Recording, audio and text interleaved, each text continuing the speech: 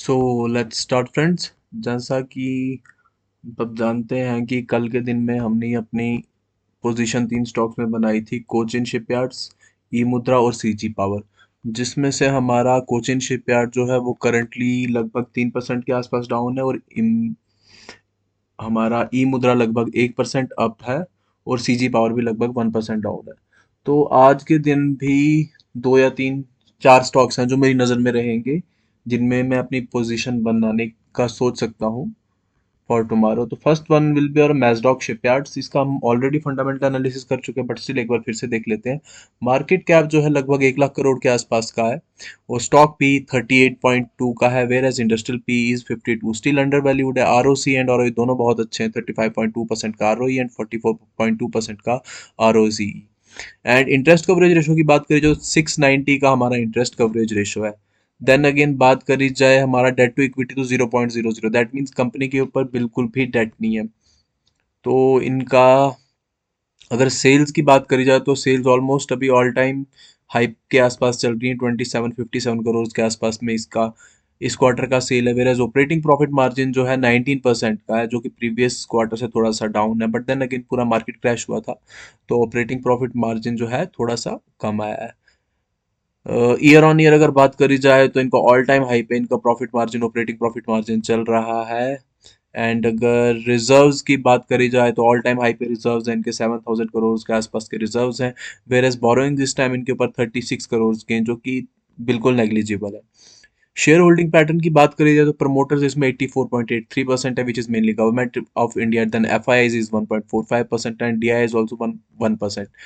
अब इसको थोड़ा टेक्निकली देखा जाए तो ये स्टॉक ना पिछले 4 दिन से एक कंसोलिडेशन मोड पे, पिछले 4-5 दिन से। और अगर देखा जाए तो ये एक important, one of the very important एक रेजिस्टेंस जोन था, जिसको ब्रेक करके इसके आसपास जो है स्टॉक जो है कंसोलिडेट कर रहा है। प्लस इस ट्रेंड लाइन, ये अगर देखा जाए तो एक छोटी सी ट्रेंड लाइन है जिसका इसने टेस्ट करके जो आज के दिन में ये थोड़ा सा ऊपर गया है। तो हो सकता है आने वाले 2-3 दिन में ये हमें आराम से 4-5% के आसपास मूव देते। But the ultimate target for Mazdock shipyards will be around 16% from the CMP। तो बट इसके लिए हो सकता है हमें वेट करना पड़ जाए 2 महीने 3 महीने, बट इतना मैं वेट नहीं करूंगा। इसमें 2 या 3%, 4% लेके मैं इसमें से एग्जिट ले लूंगा। तो सेकंड स्टॉक जो मेरी नज़र में है वो FMCG सेक्टर का है, that will be our Emami limited. तो अगर इमामी लिमिटेड की बात करी जाए तो मार्केट कैप जो है अराउंड 28,000 करोड़ के आसपास का है, वेयर स्टॉक पी इज 36.3, इंडस्ट्रियल पी इज 38.4। तो फेयरली वैल्यूड लग रहा है। उसके बाद आरओसी की बात करें तो extremely good ROC 36.3, whereas sorry 31.7% का ROC, and RO is 30%।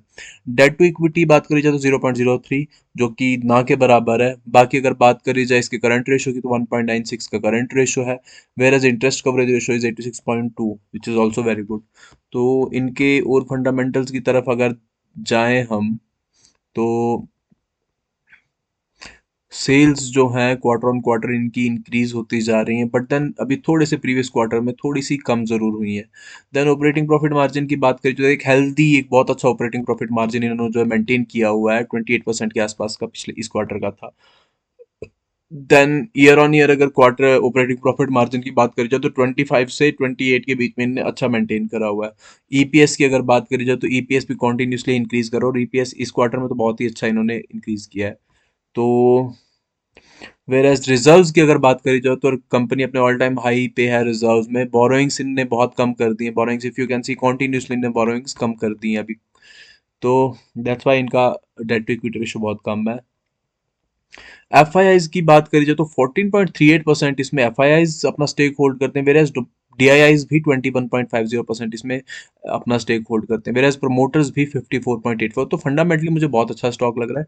Technically अगर देखा जाए इमामी को, इमामी लिमिटेड, तो एक ना एक अभी एक सपोर्ट जोन पे है, अगर देख पा रहे हैं हम, तो एक सपोर्ट जोन पे है जहां से इसने एक अच्छा एक ट्विजर बॉटम टाइप इसने बनाया हुआ है यहाँ पे। तो आने वाले टाइम में हमें ये एक अच्छी मूव, हमें लगभग 6% के आसपास पहला टारगेट रहेगा हमारा, इसका 3% के आसपास पहला टारगेट, देन अपना 7% के आसपास सेकंड टारगेट, और फाइनल हमारा जो टारगेट रहेगा इस पे 10% के आसपास है।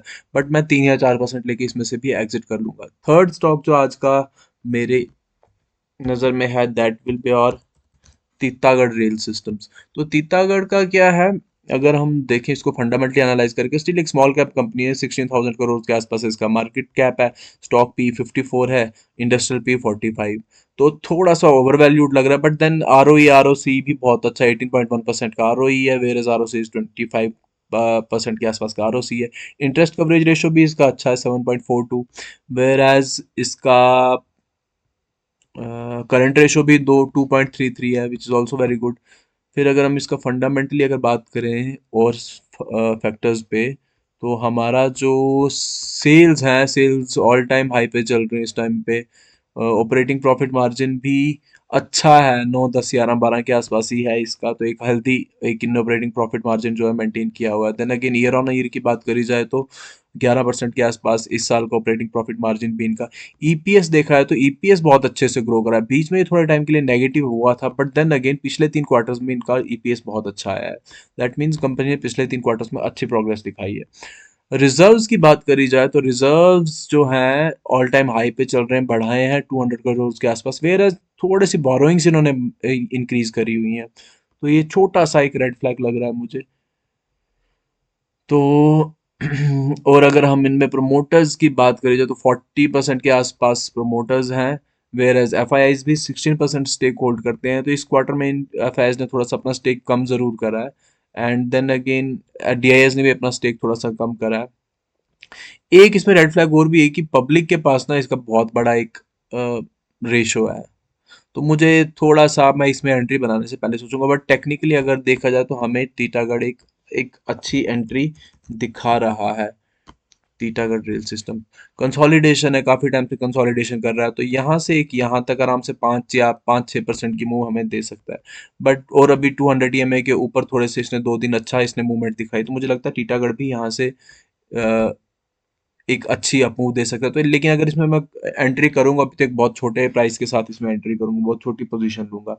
देन चौथा सेक्टर जो है हमारा, दैट अगेन एफएमसीजी सेक्टर का स्टॉक है, दैट विल बी और गॉडफ्रे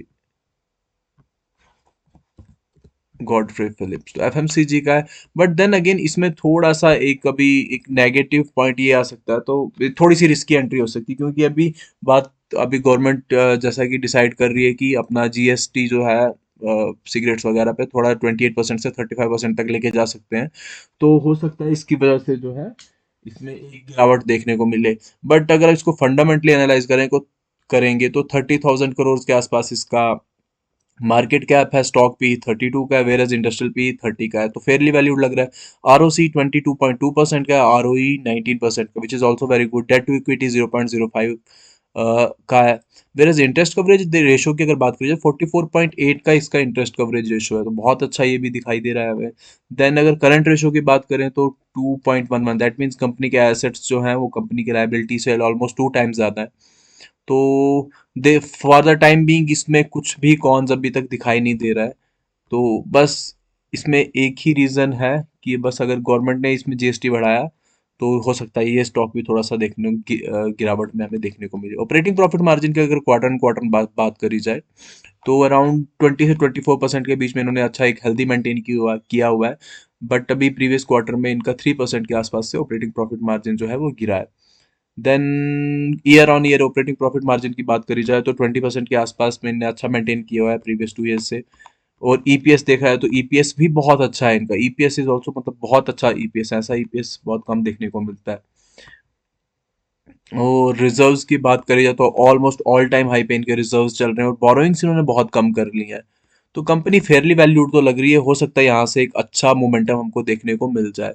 और अगर प्रमोटर्स की बात करी जाए तो 72.58% प्रमोटर था इसमें, वेयर एज जो अपने एफ आई आईज है 10.80% हमारे पास स्टॉक ये एफ आई आईज इसमें अपनी एंट्री रखते हैं, whereas D I Is के पास बात करें 1.97% के आसपास का स्टेक है। तो टेक्निकली अगर हम देखें इसको तो दिस इज गॉडफ्रे फिलिप्स। हाँ, तो ये टेक्निकली मुझे थोड़ा सा एक प्रॉमिसिंग लग रहा है, यहाँ से एक एक अप मूव इसमें आ सकती है विद इन 2 3 डेज। एक ये अच्छा मोमेंटम लगभग 5% के आसपास हमें दे सकता है आराम से। तो अगर ऑल टाइम हाई पे यहाँ से बात करें, अगर किसी की होल्डिंग पावर बहुत अच्छी है तो यहाँ से अपना एंट्री बना के ऑल टाइम हाई तक भी वेट कर सकते हैं। क्या हो रहा है ये? तो which will be around 45%, but हो सकता है कि इसमें एक साल लग जाए। बट फॉर द टाइमिंग मुझे लग रहा है कि 4-5% की मूव आराम से हमें दे सकता है। So that will be all for today. Thank you, bye bye, take care.